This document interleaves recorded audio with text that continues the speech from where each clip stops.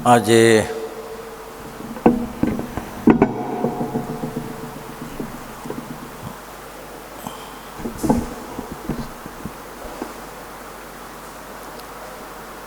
પંચાળાનું ચોથું વચનામૃત છે. આજે વૈશાખ સુદ 14 છે, ગુરુવાર છે, તારીખ 30, આખરી દિવસ છે, 4/2024 વર્ષ છે.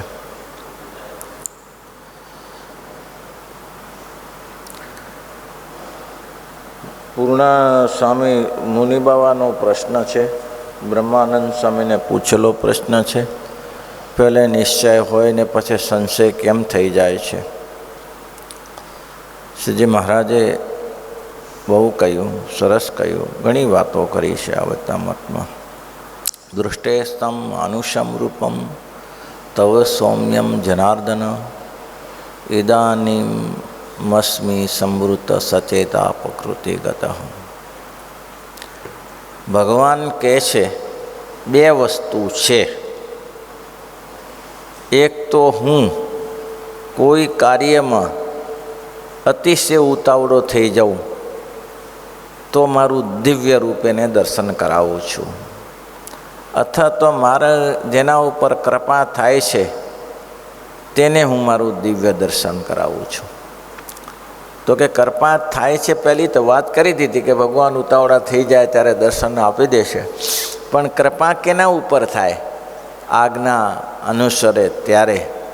અર્જુન ભગવાનની વિશે અનન્ય નિષ્ઠા રાખતો હતો અને ભગવાન શ્રી કૃષ્ણ જેને પ્રિય કરીને રાખ્યા હતા, જ્યારે યુદ્ધનું મેદાન આવ્યું ત્યારે દુર્યોધને 7 અક્ષોની સેના પસંદ કરી, પણ અર્જુને કીધું મને તો તમે એક જ છો, એ બરાબર છે. તો મહારાજ કે જે અનન્ય ચિંતયન તોયન યોજના પરિઉપાસતે તે સમ નિત્ય વિયુક્તામ યોગ સેમ, એનું હું સર્વે રીતે રક્ષણ કરું છું, એનું હું સર્વે પ્રકારે રક્ષણ કરું છું. પછી એને કોઈ દિવસે આગો પાછો થવા દેતો નથી.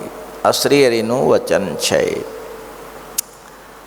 એટલે અર્જુનને ભગવાને વિશ્વરૂપ દેખાડ્યું, પણ ભગવાનને કહે છે પ્રભુ હું આ રૂપને શાન નહીં કરી શકું. ભગવાન જો આપણા જેવા થઈને રહે છે તો જ આપણે સાનુકૂળ પડે છે, પણ ભગવાન તો વિશ્વમૂર્તિ છે, એમાં રહે છે તો એ સાનુકૂળ પડે નહીં. એટલે ભગવાને કીધું કે કંઈ વાંધો નહીં, હું તારું આ રૂપ દર્શન કરાવીશ. એટલે ભગવાન પોતે મનુષ્ય રૂપ થયા અને અર્જુનનો સપોર્ટ કર્યો, સાથે રહ્યા. જીવનમાં એક વસ્તુ શીખી રાખજો, ભગવાન એના ઉપર જ રાજી થાય છે કે કોના ઉપર રાજી થાય? તમે તમારા ઘરનું કેટલું કર્યું, તમે તમારી સંસ્થાનું કેટલું કર્યું, એના ઉપર ભગવાન રાજી નથી. તો તમારું કર્તવ્ય છે. કોઈ એમ કહે છે કે હું 25 માણસને નભાવું છું, હું 100,000 માણસનું પોષણ કરું છું, એ તમારું કર્તવ્ય છે. તમારી પાસે શક્તિ છે, એનો સદુપયોગ કરો છો. પણ તમે જાતે સમાજની અથવા ભગવાનના ભક્તની કઈ સેવા કરી છે, એના ઉપર ભગવાન રાજી થાય છે, બીજા ઉપર ભગવાન રાજી થતા નથી. કાલે આપણે સદાબાની વાત કરી કે એને ભગવાને કહ્યું કે તમારે જાઓ બા, હું જ્યાં સુધી પૃથ્વી પર છું ત્યાં સુધી મારું જ્યાં હઈશ તો તમારું દર્શન થશે. કરણીબાને આધોઈમાં કહ્યું કે બા ચિંતા ન કરતા, હું જ્યાં જ્યાં લીલા કરીશ તમે અહીંયા બેઠા થકા દેખાશે, તમારી ઉંમર થઈ ગઈ છે. એના ઉપર ભગવાન રાજી થઈ જાય છે. સેવા કરો એના ઉપર રાજી થાય. મેં ઘણીવાર ગુણાતીતાનંદ સ્વામીની વાત કરી છે. કંઈ મોટા સાધુ હતા, ઠીક છે, સ્થિતપ્રજ્ઞ સંત હતા, સ્થિતપ્રજ્ઞ સ કાભાસા સમાધિ સત કૈશવ, બ્રહ્મનિષ્ઠ સંત હતા, એમાં વાંધો નહીં, ભગવાન સિવાય એને બીજી કંઈ સૂઝ નથી. પણ એટલા બધા મોટા નહોતા, મોટા થઈ ગયા, મહારાજે મોટા કર્યા. 2-3 પ્રસંગો એવા આવ્યા ગુણાતીતાનંદ સ્વામીના. કોઈ જ્યારે તૈયાર ન થયું ત્યારે કાર્યણીમાં 18 સંતો બીમાર પડ્યા અને મહારાજને રામનવમીનો ઉત્સવ કરવા માટે ત્યાં જવાનું, વડતાલ જવાનું. એટલે મહારાજે બિલકુલ ઘોડા તૈયાર થઈ ગયા, કાઠીઓ તૈયાર થઈ ગયા, સંતોના સંઘો તૈયાર થઈ ગયા. તેમાં એક વડીલ સંતને, જવાબદાર સંતે કહ્યું કે મહારાજ આપણે બધા જો જઈએ તો છીએ, પણ આ સંતો 18 બીમાર છે અહીંયા, આની સેવા માટે એટલે મહારાજ કે કોઈને પૂછી જુઓ. તે ઘણાને પૂછ્યું, પણ કોઈ મનગમતી સેવા કરવી એ બધાયથી થાય છે. પોતાને સાનુકૂળ પડે એ સેવા બધાય કરી શકે છે. પોતાને સાનુકૂળ ન પડે અને વડીલની આજ્ઞા થાય કે મહારાજની આજ્ઞા થાય તો એગ્રી થઈ જાય, ભલે હું કરીશ, કોઈ ચિંતા નહીં. નહીં તો બાના હતાર મળી જાય, મારે તો આમ છે તેમ છે. બાના કે ઓછા છે. કોઈ ત્યાર ન થયું ત્યારે ગુણાતીતાનંદ સ્વામીએ સામેથી જ કહ્યું, એક મહત્તા ક્યારે મળી જાય, ક્યારે મળી જાય, હું સમય આવે ત્યારે કામ થઈ જતું હોય. મહારાજ હું રોકાઈશ, સંતોની સેવા કરીશ. જ્યાં જ્યાં પ્રસંગ આવ્યો છે ને તો ગુણાતીતાનંદ સ્વામી, મેં 4-5 પ્રસંગો જોયા કે ગુણાતીતાનંદ સ્વામી અગ્રેસર થઈને બેસી જાય કે મહારાજ હું મને આ સેવાનો લાભ આપો, હું સેવા કરીશ. મહારાજ કે બહુ સરસ, તમે સંતો સેવા કરો. કોગળિયાનો રોગ હતો, જેમાં ત્યારે કોરોના હતો ને એવો રોગ હતો. 18 સંતોને ઝાડા ઉલટી ને આવું બધું થયા કરે. સ્વામીએ દોડી દોડીને સેવા કરી. ગુણાતીતાનંદ સ્વામી કોઈને ઉકાળો કરી આપે, કોઈને જે કંઈક કઢી બનાવી આપે, રાબડી બનાવી આપે. હવે 18 સંતોને અલગ અલગ રુચિ, જે કંઈ બનાવી આપે એવી સેવા દોડીને કરી. અને એમ કહેવાય છે કે 10-12 દિવસમાં સંતો ઊભા થઈ ગયા.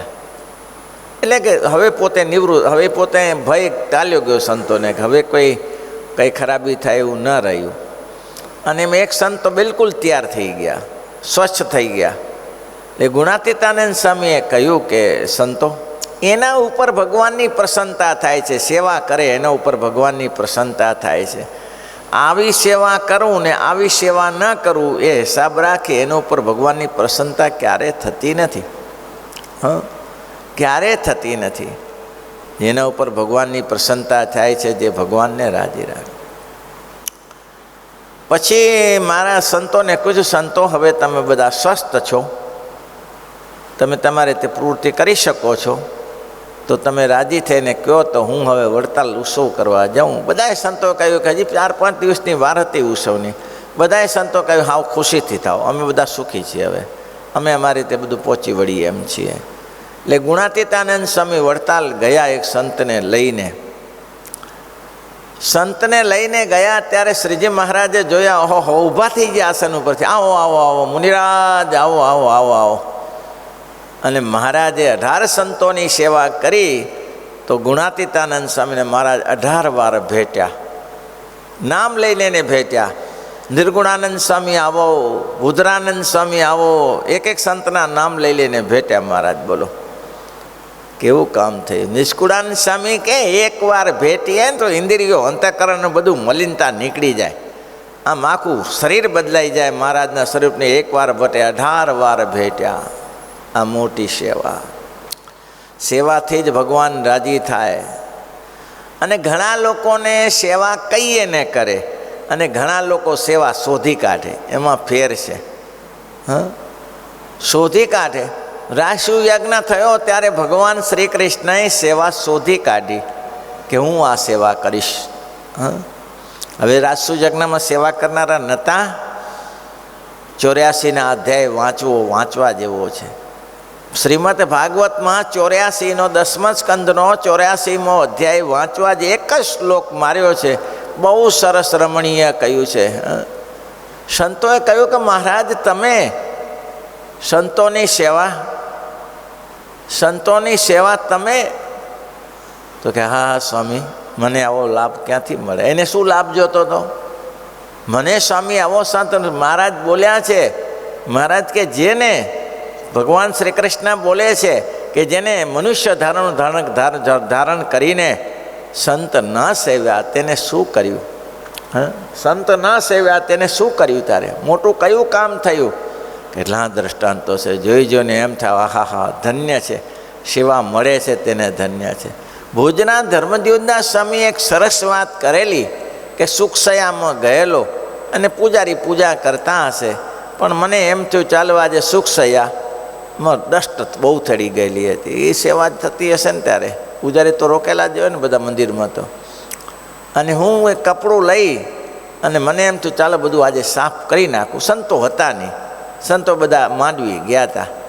એટલે હું એક જ ત્યારે સંતોમાં હતો, ત્યારે કે મારી 45 વર્ષની ઉંમર હતી અને બધું સફાઈ કરતો હતો.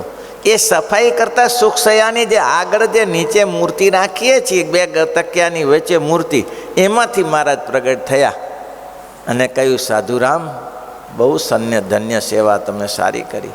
તો સેવા કરો તો ક્યારેક ભગવાનની પ્રસન્નતા થાય, નહીં તો ક્યાંથી પ્રસન્નતા થાય કયો. મદન મોહનજી માલવિયા, જે બનાસમાં યુનિવર્સિટીમાં યુનિવર્સિટી સ્થાપન કરી, માલવિયા યુનિવર્સિટી સ્થાપન કરી, કાશી વિશ્વનાથ યુનિવર્સિટી સ્થાપન કરી. જેને એકવાર સ્વામી રામતીર્થ, ગંગાનો કિનારો, અને સ્વામી રામતીર્થ સ્નાન કરીને બહાર નીકળ્યા ત્યારે માલવીયાજી જો, ઓહો, આજ તો કામ થઈ ગયું, આજ તો મહાપુરુષના દર્શન થઈ ગયા, આજ તો મહાપુરુષના દર્શન થઈ ગયા. દોડ્યા અને હવે પાણીમાં તોથી નીકળી એટલે ત્યાં તો રેતી જ હોય કિનારા ઉપર, એટલે સ્વામીના પર ચગમગ રેતી ચોટેલી. મદન મોહનજી માલવીયાએ પોતાનો ખેસ લઈને સ્વામીની રેતી સાફ કરી. ત્યારે સ્વામીજી કહે છે, અલ્યા રામતીર્થ સ્વામી કહે છે, અલ્યા હે માલવીયાજી, આ શું કરો છો? આપ તો વિદ્વાન હે, આપ તો બड़े આદમી હે, ये क्या कर सकते हो? ત્યારે કહ્યું કે યુનિવર્સિટીનો માલિક હોય એ જો સંતને સેવા ન કરી શકતો હોય તો એને માલિક બનવાનો કોઈ અધિકાર નથી. તમારા જેવા સંતની, શ્રીજી મહારાજે શિક્ષાપત્રીમાં લખ્યું, ગુણીનામ ગુણવત્તાયમ જ્ઞેયમ પે પરમ કૃષ્ણ ભક્તિ સત્સંગો ન્યથા યાંતિ વિદોપ્યદ. શું કર્યું? મહારાજ સેવા કરે એના ઉપર રાજી રહે. દોડીને સેવા કરે, નાનો સંત હોય ને તો એના ઉપર રાજી છે. મુક્તાનંદ સ્વામી તો મહારાજ પોતાના ગુરુ માનતા. એક ફરાક હરિભક્તો આવ્યા હાલારના અને મુક્તાનંદ સ્વામીને શોધતા હતા. ત્યારે મહારાજે કીધું, કોને શોધો છો? તો કે મહારાજ મુક્તાનંદ સ્વામીને શોધી. મોટા સંતના દર્શન કરવા છે? તો કે હા, આ મોટામાં મોટા સદાનંદ સ્વામી છે. સદાનંદ સ્વામીને કોણ જાણે? નિષ્કુળાનંદ સ્વામીના શિષ્ય, મોટામાં મોટા સચ્ચિદાનંદ સ્વામીના શિષ્ય. અને કોણ જાણે? આ મોટામાં મોટા સંત છે. શું કરતા હતા સદાનંદ સ્વામી? ઠાકોરજી માટે વાડીનું ધ્યાન રાખતા હતા. દાદા ખચેની વાડીનું ધ્યાન રાખતા. શેરડીમાં શિયાળિયા ના આવી જાય, શાક બકાલું કરે, સેવા કરે છે, કરવાની તૈયારી. વાતો બધાને કરવી છે. ઓર્ગેનાઇઝ ખેતી કરીએ, હાથ માટીવાળા કરો ને, હાથ માટીવાળા કરો ને. આ રાજકોટ ગુરુકુળમાં સ્વામી ભક્તિ સ્વામી હતા, છેલ્લે સુધી એને ઓર્ગેનાઇઝ ખેતી કરી, જાતે શાક બકાલું વાવે, શેરડી વાવે, જાતે શેક બર કરે. પ્રસન્નજીત મહારાજા એક દિવસ બેઠા હતા અને એના મંત્રીએ કહ્યું, બુદ્ધ આવેલા ત્યાં. મંત્રીએ કહ્યું કે મહારાજા, સમ્રાટ? તો કે હા, આપણે ભિક્ષુકના દર્શન કરવા જશું. ભિક્ષુક કહેવાય. તો કે હું ભિક્ષુકના દર્શન કરું? એ અહીંયા આવે તો સન્માન કરું. અહીંયા ભિક્ષુક અહીંયા આવે તો એને સન્માન કરું. હું એના દર્શન કરવા જાઉં? હું સમ્રાટ છું. અને ત્યારે એને રાજીનામું લખીને મંત્રીએ પ્રસન્નજીત મહારાજાને આપી દીધું કે લ્યો. ત્યારે હે મુનિજી, આ શું કર્યું? મંત્રીજી, આ શું કર્યું? તો કે બસ મહારાજ, જે સમ્રાટનું મસ્તક ભિક્ષુકના ચરણે ન નમે એ ભિક્ષુકની સેવા બેકાર છે. એ રાજાની સેવા બેકાર છે. એવા રાજાનું હું સેવા નથી કરતો કે જેનું માથું સાધુના ચરણમાં ન નમે. સાધુના ચરણમાં ન નમે એની સેવા ન કરી શકે. એને માથું પછી તો પ્રસન્નજીત રાજા બહુ સારા સ્થિતિ પર આવી ગયા, પણ એને કીધું એની સેવા ન થઈ શકે. મહાપુરુષની જે સેવા ન થઈ શકે એ મહાપુરુષને હું એની સાથે સમ્રાટ,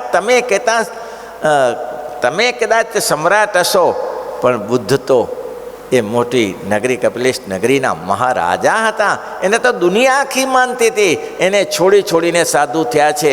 અને તમારા ખોબા જેટલું રાજ્ય છે અને તમે એમ કહો કે હું સમ્રાટ, હું એને નમીને એવા સમ્રાટની સેવા હું કરવા તૈયાર નથી. અને તરત જ પ્રસન્નજીતને ઊભું થઈને જવું પડ્યું. ભાઈ, વાત એમ છે સેવા કરો તો ભગવાન રાજી થાય અને એના ઉપર ચમત્કાર મળે. ગોપીનાથ સ્વામી બાલમુકુંદ સ્વામીના શિષ્ય, આ ધર્મદેવ સ્વામીના ગુરુ. હવે એમાંય તે દિવસે પ્લેગનો રોગ આવેલો અને એ ગોંડલ હતા, ગામ તો ભૂલાઈ ગયું, ગોંડલ જ હશે. અને સેવા વડતાલ હતા, ભણવા ગયેલા, બહુ સારા સંત ભણતા હતા. એમાં 30 સંત નંદપદીના હતા ત્યારે, એના વખતમાં નંદપદીના સંતો એ તો ભણવા ગયેલા. શું પ્રસન્નતા મળી જાય, ભગવાનની પ્રસન્નતા કેવી મળી જાય. ક્યારેક ક્યારેક સેવા કરવાથી તમે ખાલી ઠાકોરજી માટે શાક બકાલું વાવો એ મહત્ત્વનું નથી, એની અંદર ભગવાનની પ્રસન્નતા પડી છે. તમારી પાસે પૈસા હોય તો શાક બકાલો લઈ આવો. જીવબા ને લાડુબા મહારાજના કપડાં ધોવે તો એની પાસે દાસદાસીઓ નથી, એ દાંતે પોતાનું મહારાજની અક્ષરોડી વાળી આપે, લેપણ કરી આપે. તો શું દરબારમાં સેવકો નહોતા? તો કે એ સેવકોને મને શું મળે? સેવકોનું કર્મ કરશે, અમને શું મળશે? ધૈરમ બ્રહ્મચારી આજીવન જીવ્યા ત્યાં સુધી મહારાજના વસ્ત્ર ધોતા, રસોઈયા સારા હતા, જાતે રસોઈ પકાવે, આવજો છોગલા ધારી. અને મહારાજ કે ક્રોધી હતા, ઉગ્ર હતા જયરામ બ્રહ્મચારી, પણ મહારાજ રાજી રાખતા એને. કેમ? સેવા એના બાપની હતી. કોઈ ના કરી શકે. પ્રચંડ માણસ 7 ફૂટનો અને 10 કિલોમીટર મહારાજને ખંભે બેસાડીને લઈ જાય મહારાજ થાકે ત્યારે, એ મહારાજ કે બીજો કોણ કરી શકે? અને ગમે ત્યાં જાય 50-100 માણસની રસોઈ કરીને બધાને જમાડી દે. તો એના ઉપર મહારાજની પ્રસન્નતા રહેતી. મહારાજ કે આ જયરામ બ્રહ્મચારી અમારા બહુ ક્રોધ બહુ કરે, પણ એને જેવી સેવાય કોણ કરે ત્યારે? એને જેવી સેવાય કરનાર કોણ છે? તો એનાથી ભગવાન પ્રસન્ન થાય ભાઈ. હો, હવે આ ગોપીનાથ સ્વામી એવી સેવા કરે, એવી સેવા કરે, દરેક સંતોને સેવા કરે. કોઈને ઉકાળો બનાવી આપે, કોઈને દૂધ બનાવી આપે, કોઈને રબડી બનાવી આપે, કોઈને ભેડકું બનાવી આપે. જેને રુચિ પ્રમાણે દોડીને સેવા કરે, અભ્યાસ કરે. એક દિવસનો પ્રસંગ હતો. ગોપીનાથ સ્વામી અદ્ભુત આનંદ સ્વામી ત્યારે મિદળ બંધા કહેવાય, લગ્નના માંડવે છોડ્યા. આજે ધક્કા મારી તોય કોઈ સેવા સાધુ થતા તૈયાર નથી. ધક્કા મારીને ઘરેથી કાઢે ને તો એક સાધુ થવા તૈયાર નથી. એ અદ્ભુતાનંદ સ્વામી લગ્નના માંડવેથી ભાગેલા એવા પવિત્ર પુરુષ. સ્વામીને આમ શરીરે છેલ્લે બહુ કળતર થતી હતી, ઊંઘ ના આવે. ગોપીનાથ દરરોજ પગચંપ કરવા જાય. સ્વામીની ઊંઘ ના આવે, કારણ કે પહેલે બહુ સમકાલીન સમયમાં લોકોએ બહુ ઝેર નાખીને ગમે તો જોડીઓમાં ઝેર નાખીને સંતોને પૂરા કરી નાખેલા. એની અસર તો નીકળી હશે, તો અસર તો રહી જાય ને. એટલે બહુ કળતર બહુ થાય શરીરમાં. ગોપીનાથ સ્વામી દર દબાવવા જાય, પણ સ્વામી કહે સાધુરામ જાઓ, હવે જઈને પોતાના હાથને વાંચે. પણ એક દિવસ સ્વામી ઊંઘી ગયા અને ગોપીનાથને કીધું નહીં જાઓ. ગોપીનાથ ચંપી કરતા રહ્યા. 10 વાગ્યાથી શરૂ કર્યું. હવે 4 વાગ્યા સ્વામી જાગ્યા. ત્યાં સુધી એને સ્વામીને એમ કે જો હું આ બંધ કરી નાખીશ તો સ્વામીને ઊંઘ ઉડી જશે. મથીને દરરોજ ઊંઘ આવતી નથી, આજે ઊંઘ આવી છે. અને સ્વામી ઘસઘસાટ ઊંઘી ગયા. 4 વાગે ઉઠ્યા, જોયું તો ગોપીનાથ પગ દબાવે. અલ્યા ગોપીનાથ, તો કે હા, હજી પગ દબાવે છે? હા સ્વામી, મને એમ થયું કદાચ ને તમારી ઊંઘ ઉડી જશે, એમ તમને સાનુકૂળ થયું એટલે મેં શરૂ રાખ્યું. હા. ગોપીનાથ બીજે તો શું આશીર્વાદ આપ? 2 હાથ માથા ઉપર મૂક્યા અને કહ્યું, જા ભાઈ જા, જા ભાઈ જા. તને મહારાજ 500 પરમહંસો લઈને તેડવા આવશે અને અઠવાડિયું અગાઉ તને કહી જશે કે હું આજે દિવસે તેવા આવીશ. બોલો, આવું આશીર્વાદ તને આપ. અને વાત એવી જ થઈ, ગોંડલમાં જ્યારે પોતે રહેતા હતા, છેલ્લે ગોંડલ રહેતા હતા. ગોંડલ એક મોટી નગરી, અત્યારે તો બહુ ઓછું થઈ ગયું, ત્યારે બહુ ભવ્યતા સત્સંગની રહેતા હતા. ત્યારે પણ આજુબાજુના સંતોને 2 દિવસ અન્નકોટ ઉત્સવ આવતો તો 10 દિવસ બાકી હતા. એટલે એને હેતવાળા સંતને કાગળ લખીને કહ્યું કે તમે તાત્કાલિક આવી જજો હવે મારે ધામમાં જવું છે, આ અન્નકોટ મેં અક્ષરધામમાં કરવાનો હશે. પેલા સંતો આવી ગયા, પછી સામે તો બેઠા, વાતો તાવ ખૂબ હતો. પછી સંતો કે તમે તો બેઠા છો ને અમને તો બોલાયા હતા કે બસ અત્યારે રહો. પછી સેવા કરતા હતા. ત્યાં તો સવારે ભગવાનની દયાથી તેજનો બંબાકાર અને મહારાજ બહુ જ ઉતાવળા ગોપીનાથ મહારાજ આવ્યા. આ બાજુથી નાણંદા સ્વામી, આજુ રખન સ્વામી દોડ્યા કે દોડો મહારાજ આવી જાય. મહારાજને અઠવાડિયું પહેલાં કહીને અક્ષરધામમાં લઈ જાય. તમે એવું સાધન તો કરો. હરિસ્વરૂપના કાની ઓછી કહેવાય, એ શું સામાન્ય માણસ કહેવાય? લોકો કે ભાઈ કે આત્મહત્યા કરવી પાપ ના, કે કરી તો જો 5 ઉપવાસ. આત્મહત્યા શું, માણસે 22 ઉપવાસ કરીને ભગવાનની પ્રાપ્તિ કરી. 2 ઉપવાસ તો કર, લાંબો થઈ જાય. અને શું વરિયા, એ તો કોઈ સિદ્ધ પુરુષો કરી શકે જેને જગતની મલાતા ન હોય. કોઈની તાકાત નથી ભાઈ હો. એટલે કહેવાનું કે સેવા કરો, ભગવાનને રાજી થાય. એક વડતાલમાં રામનવમીનો ઉત્સવ થયો.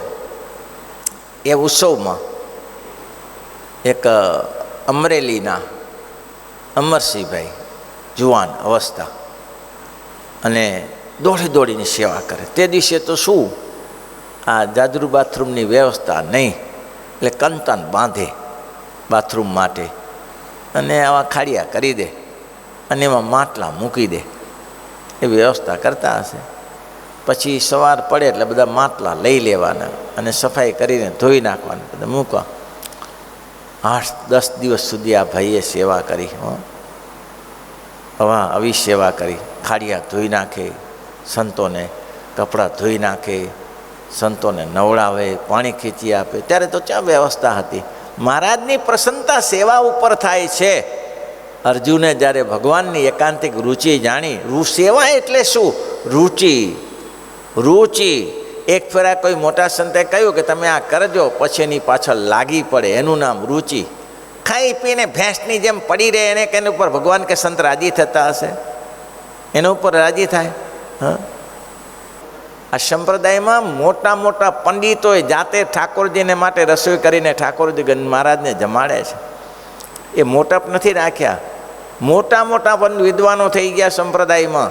એ જાતે રસોઈ કરીને ભક્તોને જમાડતા હતા અને ભગવાનને જમાડતા હતા. કોઈ મોટું થઈ ગયું છે, પંડિત થઈ ગયું છે. સેવાથી ભગવાન રાજી થાય છે. અને કરજો, કથા જ સદગુણોની પ્રાપ્તિ કરાવે. એમાં સેવાય આવશે ને કામે આવશે ને ક્રોધે જશે ને બધું થશે. પણ કથા વાર્તામાં રુચિ નહીં હોય. મહારાજ કે સ્વયં શ્રીમુખે શ્રીજીએ કહ્યું છે, સતાનંદ સ્વામી કહે છે, સ્વયં શ્રીમુખે શ્રીજીએ કહ્યું છે, એ વાક્ય મારી શ્રુતિમાં રહ્યું છે, એ વાક્ય મારી શ્રુતિમાં રહ્યું છે. હતા જનો જય જગમાં કુકર્મી, હતા જનો જય જગમાં, કથા સુણ્યાથી જ થયા સુધર્મી, કથા સુણ્યાથી જ થયા સુધર્મી. સમૂહ હોય ને ત્યારે બધાએ કરે. ધર્મદેવ એકાદશીના જાગરણ કરતા હતા. જ્યારે કોટરાઓ લઈ ગઈ ત્યારે કેટલા જણા હતા? એ પતિ પત્ની 2 જણા જાગરણ કરતા હતા. મહારાજના કીર્તનો ગાવા એમાં 500 જણા ભેગા કરવાના છે. તમારે જાતે કરવાનું છે. જાતે કરો, જાગરણ કરો, એકાદશીના જાગરણ કરો. જે વ્રત ઉત્સવને નિયમમાં લઈને વિચારો. સાંજે ને સવારે કથામાં બેસો. કાનજી ભગતને મેં જોયેલા, 1-2 દિવસ હું ત્યાં રોકાયો. કાનજી ભગત નિત્ય નિયમ કથા કરે. એના સામે 2 જણા જ હોય તો એ કથા કરે. આટલું મોટું ઇમ્પાયર ઊભું કરી ગયા વડતાલમાં, પણ નિત્ય નિયમ કથા. એટલે સ્વયં શ્રીમુખે શ્રીજીએ કહ્યું છે, સ્વયં શ્રીમુખે શ્રીજી, તે વાક્ય મારી શ્રુતિમાં રહ્યું છે, તે વાક્ય મારી શ્રુતિમાં રહ્યું છે. હતા જનો જય જગમાં કુકર્મી, હતા જનો જય જગમાં, કથા સુણ્યાથી જ થયા સુધર્મી, કથા સુણ્યાથી જ થયા સુધર. દુનિયાભરની સેવા કરી પણ મહારાજના નિયમ વિરુદ્ધ જઈને સેવા કરો એમાં ભગવાન રાજી નથી. અને સેવા કરી લો. બસ કોઈ પણ રીતે અમરસિંહને ભગવાનની એટલી સેવા કરી. એટલે રઘુવીરજી મહારાજ ત્યારે હતા, ગોપાળાનંદ સ્વામી હતા. ગોપાળાનંદ સ્વામી જોઈને એમ કે આહા ધન્ય છે આ ભક્તને, અમરસિંહને ધન્ય છે. હા, અને એ પતી ગયું એટલે ઘરે જતા હતા. એટલે છેલ્લે દર્શન કરવા આવ્યા. ગોપાળાનંદ સ્વામી કહે, બાપજી બાપજી આને આશીર્વાદ આપો, અને આશીર્વાદ આપો, આ બહુ સેવા કરી છે. વાળ મોટા હતા, નહીં ઉતરાવે જે હોય તે. ગોપાળાનંદ સ્વામી માથે હાથ રઘુવીરજી મહારાજે હાથ મૂકીને, ધન્ય છે તારી સેવાને, આ બીજા ના કરી શકે, ધન્ય છે. ગોપાળાનંદ સ્વામી હાથ મૂક્યા પછી છેત હાથ નાભી સુધી વાળ આવતા હતા, પણ વાળ ના કાઢે માણસ. હા, વાળ ના કાઢે. આ વાળ ઉપર ગોપાળાનંદ સ્વામીના હાથ પડ્યા છે, આ વાળ ઉપર રઘુવીરજી મહારાજના હાથ પડ્યા છે.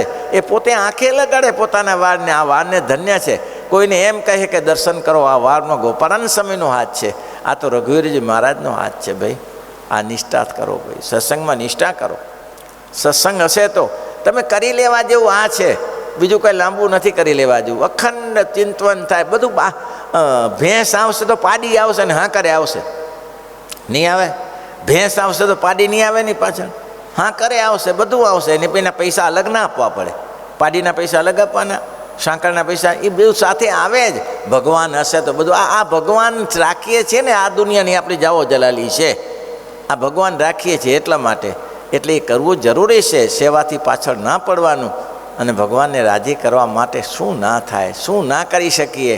એટલે ભગવાનની કૃપા હોય તો મળે છે. આ વચનામૃતમાં મહારાજ કહે છે કે સ્મૃતિ કરી તોય શું, ના કરી તોય શું. એક શ્લોક શીખ્યા અને કાલે ભૂલી ગયા. આજે કંઠે કરી બેઠા અને કાલે ભૂલી ગયા તો શીખ્યો જ નથી. તેમ ભગવાનની મૂર્તિનો એક ફરા નિશ્ચય કર્યો અને પછી ગપ્પા મારીએ તો એ ભગવાનનો નિશ્ચય થયો જ નથી. નિશ્ચય તો જીવમાં થઈ જવો જોઈએ. પછી ગમે તેવું માયિક ચરિત્ર કરે કે ભગવાન દિવ્ય ચરિત્ર કરે, પણ એ માણે મારા પ્રભુની લીલા છે. મુક્તાનંદ સમયનું સાધુ દ્રષ્ટાંત. મહારાજ પુરુષોત્તમ નારાયણ વડવાઈની આમ લડબડતી ડાળખી ઉપર બેસે ને પેશાબ કરવા બેસે તો એ રાજી થાય. મહારાજ આવા ચરિત્ર તો ક્યાં મળે? ત્યારે દુનિયાના બીજા ચરિત્ર મળશે પણ આવા ચરિત્ર નહીં મળી શકે. મહારાજ અદ્ભુત છે. ક્યારે અવગુણ આવ્યો? અવગુણ આવે? એક ફરા રામાનંદ સ્વામી નિશ્ચય કરાયો કે આ ભગવાન છે, પછી દુનિયા તૂટી જાય, ફાટી જાય, છેલ્લે સુધી કોઈ અવગુણ ભાવ નહીં. મહારાજ સાકરના નાળિયેરમાં કાચલું ના કરાય, ટોપરું અલગ ના કરાય, પાણી અલગ ના કરાય, એની છોડીઓ અલગ ના કરાય. સાકર એ સાકર જ છે. ભગવાન તો રસરૂપ છે, અને રસરૂપ એવા ભગવાનને રસરૂપ માને તો આમાં આસક્તિ થાય. બોલો આવું છે ત્યારે. શ્રીપતિ શ્રીધરમ સર્વદેવેશ્વરમ